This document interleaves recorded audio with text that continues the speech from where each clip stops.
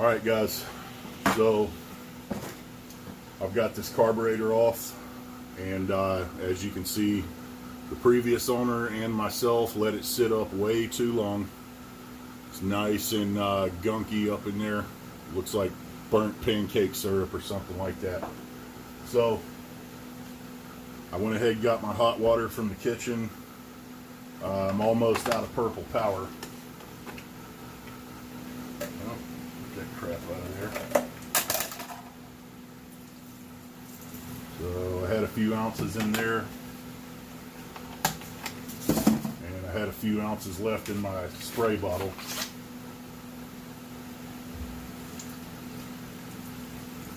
So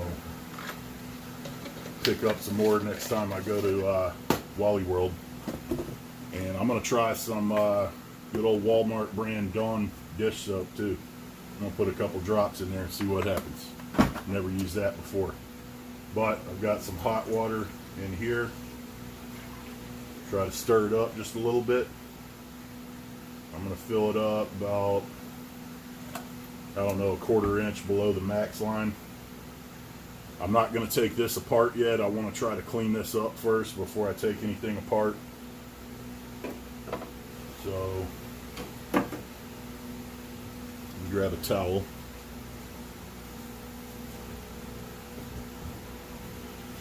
All right. Okay, so I'm going to hit set. I'm going to set it on 480, which again, I think is like 8 minutes. Well, the parts are just about completely submerged. And I'm going to turn on the temperature control too, so it'll heat up. I don't know if you can hear that buzzing sound.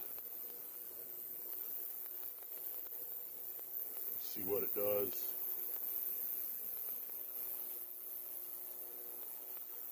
See, there's like clouds of crap coming off of there. And like I said, guys, this thing really does work. I've been really impressed with it. So I'm going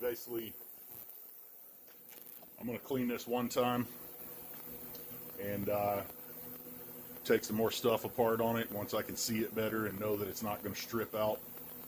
And then I'll clean it again. And then I'm going to put it back on the bike. The bike I'm working on is this 1985 Honda TRX125. I've already replaced the air filter. It had this air filter in it, and it wasn't even the right one, and it's falling apart. See, when you touch it, that's what happens when these old foam air filters get old. They just crumble apart, and that stuff will suck right into your carburetor, into the head of your engine, and it can do some damage. So you want to watch out for that. They're cheap enough to where you need to replace them at least every year or two, or at least check them as often as possible. It's not worth, ruining an engine or causing a lot of damage to it anyway over a little $10 or $20 foam air filter. So anyway, that's what I'm working on. I'm going to try to get this turd running, and we'll see what happens. All right, guys, so wanted to show you what this thing does after I ran it through 2 cycles, which is like 16 minutes. So that's a very big difference on how this carb looked before. There's still a bunch of crap in there, and I'll get it off. Sometimes you got to pull this stuff out and scrape it. But as you can see, it started breaking up all that gummed up old gas in the bottom of it. But it did get it a lot cleaner. And another thing I wanted to show you, I've got the temperature control on. I had a buddy of mine just call me actually, so I turned it off for a minute. But here's my laser thermometer. So yeah, it looks like it's up to almost 100, and yeah, right at 126. Let's see, the closer I hold it. Yeah, you're looking about 130 degrees. So just to give you an idea of how hot the water gets in there. So anyway, I'm going to start tearing this carburetor apart and scraping it out with some little tools and stuff like that, and get it real clean and put it back on the bike. Alright guys, so I've got this thing pretty cleaned up. I'm starting to put it back together, and I just wanted to show you while I was thinking about it something that kind of saved me in this situation. Okay, I've been doing carburetors and working on bikes for well over 10 years now, and I save all my old carburetor kits.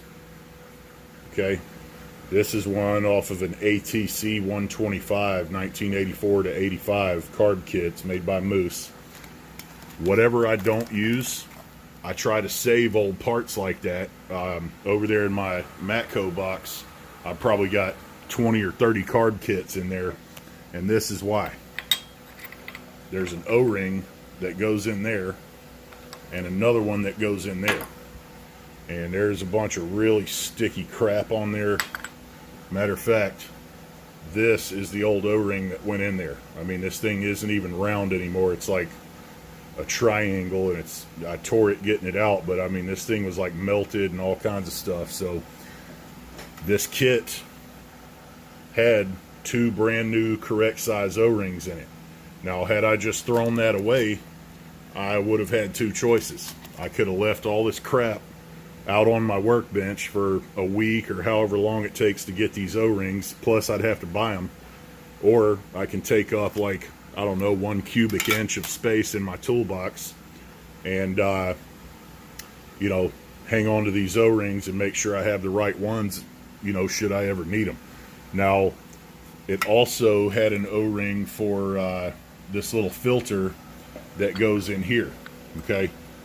The old one was completely trashed. It was stretched out. It's hard as a rock. I'm trying to focus in right there, but yeah, it's no good. It's trashed.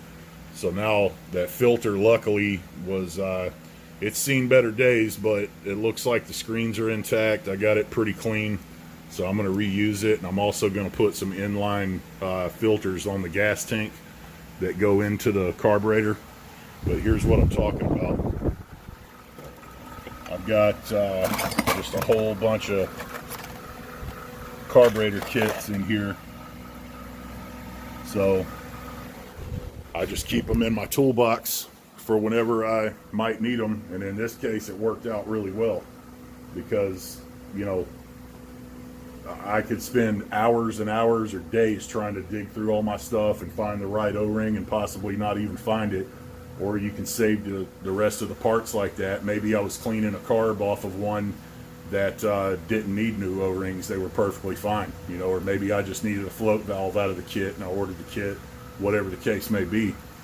But now I have the O-rings. So anyway, I'm going to get started putting this thing back together, and keep your fingers crossed, and hopefully she'll sing us a sweet song. All right, guys.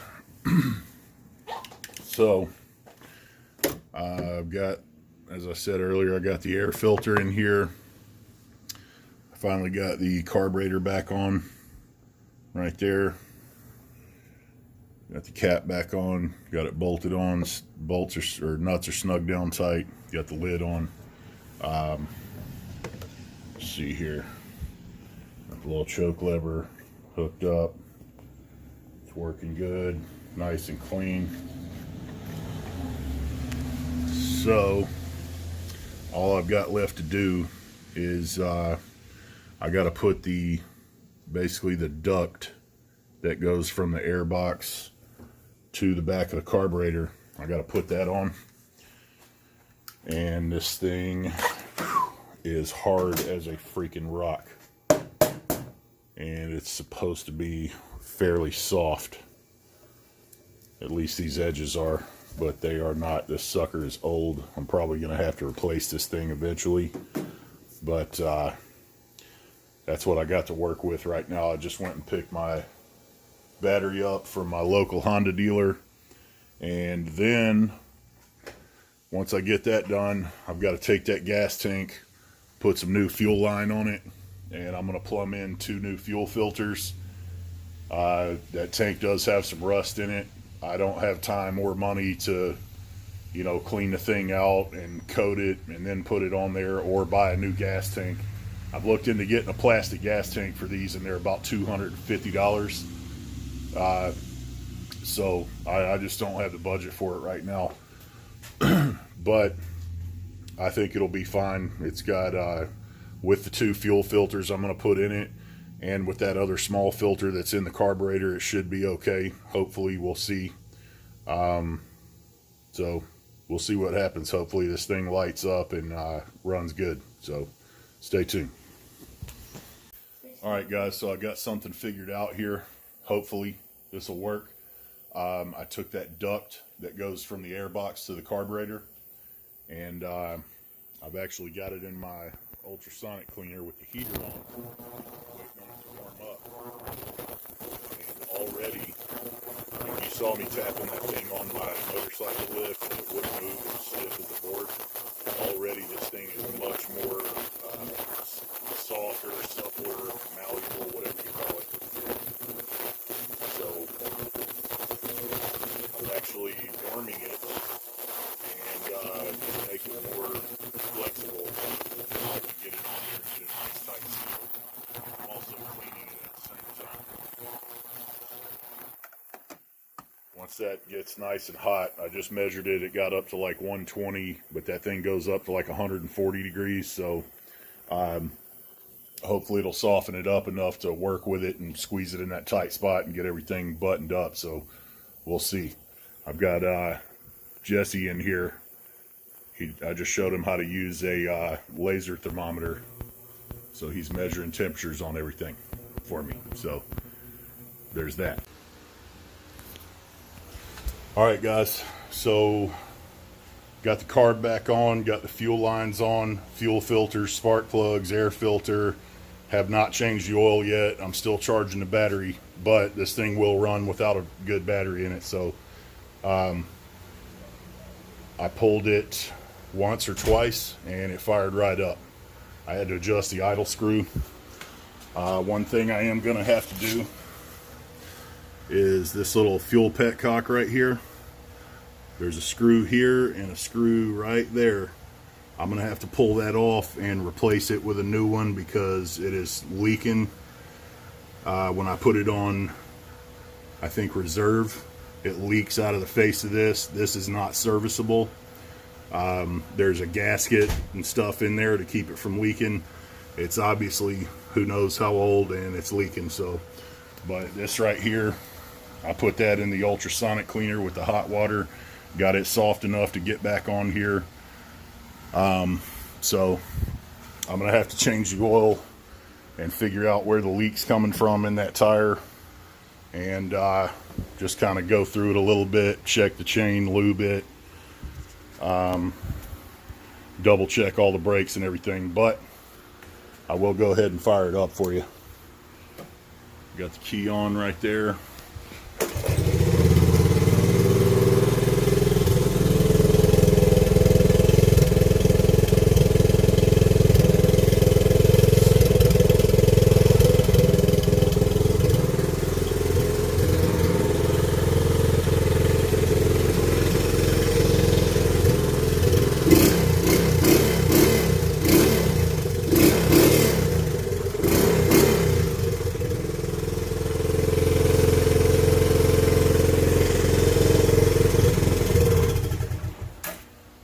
So seems to run really good. I figured it would because I did, like I said, I did a compression test on it